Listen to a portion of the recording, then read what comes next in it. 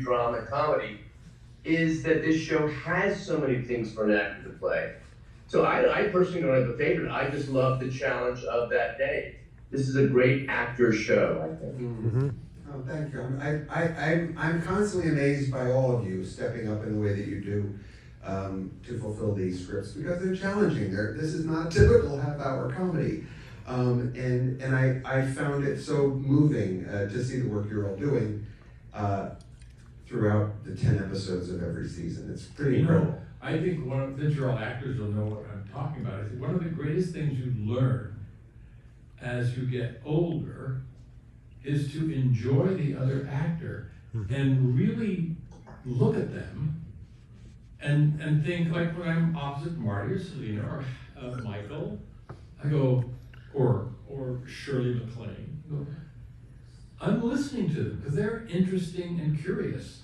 And you just, and you have a genuine reaction that's beyond the script, that's beyond everything, just because they're interesting people. And that's when actors soar, is when they can really bring their own personality somehow subtly into that character. Mm-hmm. I agree. I mean, it's a unique quality. Yeah. And you start to identify that when you're acting against someone, opposite someone.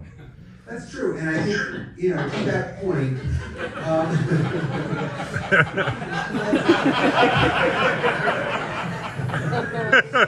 in his case, I'm acting against him. here's I'm acting with Celine. Yes, exactly, and to that point, here's a tougher question. On our show, who is your favorite showrunner? Who is your favorite guest star? Can you do that? Oh. Oh, I hate this. I know it's a favorite question. That's Oh, you know what, John? You are so bad at this.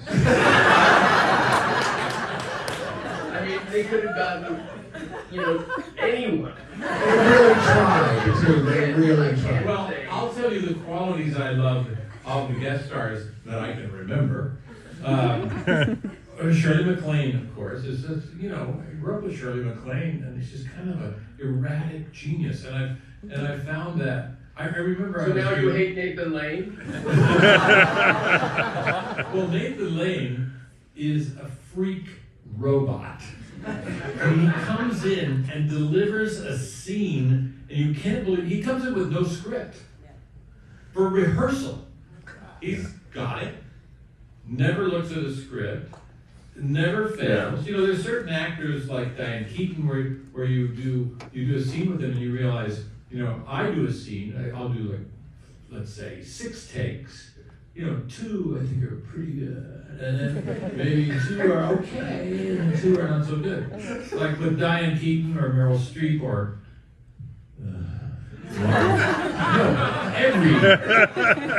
every take is good.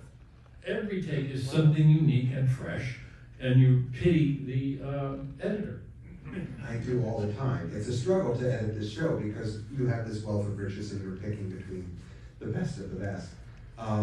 Some stinkers. I'm not gonna lie. There were some stinkers. No, I'm kidding. Let me ask this question because I'm just gonna ask questions I'm curious about. See if but Steve, this is your very first television series regular job. Can you talk about what you expected and how it's? Wait a second, Steve. Weren't you the original neighbor on Bewitched? It lasted a half a night.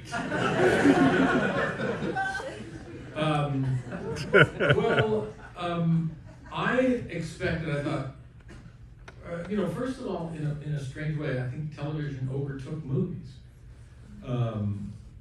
Before you just wouldn't even think of it. When you're like doing movies in the 80s, and then you see this thing start to shift, and you can't quite put your finger on when it happened or why it happened or what, and it became extremely legit. Obviously because the product became excellent and very good, and also things you can't make movies about. Movies are now, I'm not critical of modern movies because things change. They're Marvel movies and exciting and action and everything. Those are things I don't do. But what was the question? Oh, yeah. So I thought, a television show, they must have this down. You go in and you do 2 takes, and they're moving on to the next thing, and it's fast, and it's unbelievable. It was exactly like a movie, slow, plodding, and the only thing that had changed was the lighting. Because when we do a movie, we'd rehearse a scene, and they'd say, now go to your trailer while we light. And then 2 hours later, you'd come back, and then they'd make an adjustment. Like here, you'd rehearse, you'd say, okay, I'll go. They say, we're ready. Just because there's no lighting. It's a thing here and a thing, or a lamp light, or this, and it's kind of fabulous. The end. I'll take that as an endorsement of TV work, because it's been impressive how it's come along, and you're right, I think it's very different. Selena Gomez, you've made a career, I think in large part acting-wise, with mainly acting with people who are above twice your age. And I will ask you this, what do you learn the most from doing that, and from particularly these 2 gentlemen? I think that the whole point of creating characters and wanting to dive into them is the research behind people who have come before me. Now, I didn't realize what I was missing when I did start working with Steve and Marty, because the little things I worry about from insecurities or minor things, I found that wasn't the objective. I think what I feel when I'm with Steve and Marty is that what is important is that we all are on the same page and that we want to create something great together. And the little minor moments of me feeling like I'm not good enough. And by the way, even if I do a joke and it sucks, Marty's like, that bombed, that wasn't right. So I appreciate the honesty, but I also appreciate the freedom I can have by making mistakes or telling jokes that may not work. But oh, I feel so good when I get one right, that's for sure. It's amazing. I will say this, it's the thing of the miracle of the show is I think, and I would hope that all of you would agree, it's the sort of, when we all first heard about this show or thought, saw the poster or something like that, how's that gonna work, those 3? And I feel almost immediately, honestly, they became a unit, and it really went so much to what we saw on set in those first days. Marty, do you want to talk about that, about sort of how Selena came into this mix and feelings around that, and sort of then the realization of, oh, this could work? Well, obviously Selena's, when I first heard her name, I thought, gee, what a fabulous approach to this, to have those 3 people. Then we did her Zoom reading, and then you felt 100% like this is gonna be fantastic, because she was perfection. Then, on the first day of shooting, however, I had never met Selena in person, and I did wonder, as I was driving there, she could be a nightmare. She's all the ingredients, child star, it could be, I can't even mention the names, who it might be. And she looked up at me, and we gave each other a hug, and I knew she was perfection. We called each other afterwards, after the reading, and said, well, that couldn't have been better. Yeah. Because, it was a unique reading. There's like a regular straight reading, which is what I do. And then there's this thing that people have. I did Dirty Rotten Scoundrels. I was acting with Barbara, help me. Harris, Barbara Harris. And I did a scene on a plane with her. And she was kind of a goofball.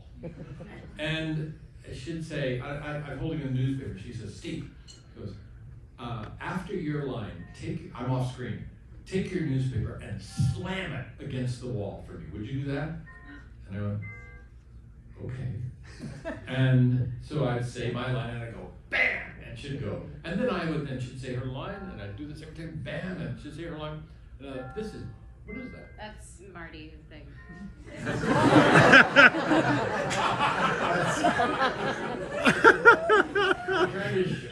You're trying to show everyone you have an important collage. Great story. Yeah.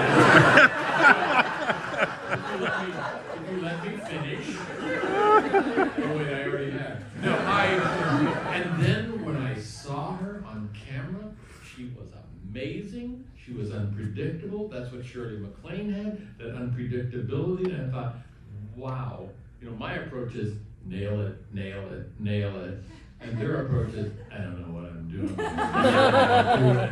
And it was fantastic. I changed my entire approach. That's very interesting to me. I don't know, hopefully the actors as well. But Marty, I know we've also talked about similar things with Marty in his preparation.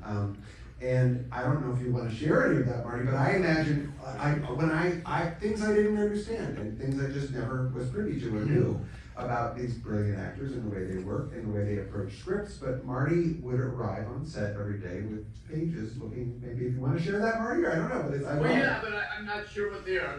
Certainly there's a highlighter involved. It's all over. They're fairly The fact crippled that up. you charge the company for your highlighter, I found offensive. Highlighters are not cheap. It's Maybe also, under the eyes. I think it's a preparation question, like, you know, I think Selena's one, actually, I've never asked you this, but in preparation, when you get a script, how does the process work from taking you to walking on set that day? I know that things are going to change quite often, even when we go from reading it the night before to that morning. So I'm not as, I try to kind of absorb it, but then forget it, because that works for me at least, is that I want things to be as fresh as possible while memorizing the lines and making sure that I do the best I can. But I mean, it's also just kind of free for all at one point, so. But yeah, no, Marty's is intense. It's like a whole encyclopedia of every emotion he's experiencing, and it's awesome. I mean, we take pictures of it. And it's like it's a work of art, honestly. Multi-colors of highlighters all over one page. Absolutely.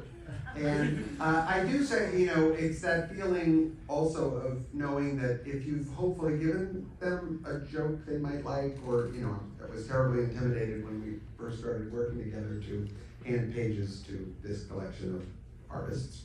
But they've been so generous, but I love watching when I feel there's a bit or there's something coming up that feels a bit tantalizing for any one of them, but Marty in particular, we've talked about that too, how you approach something like that and the way of getting it right.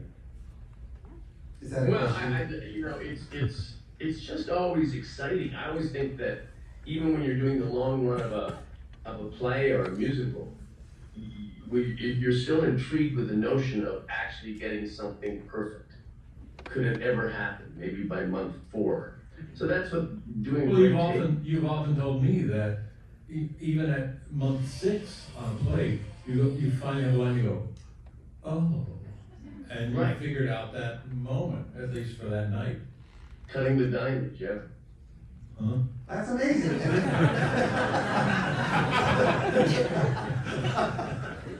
Well,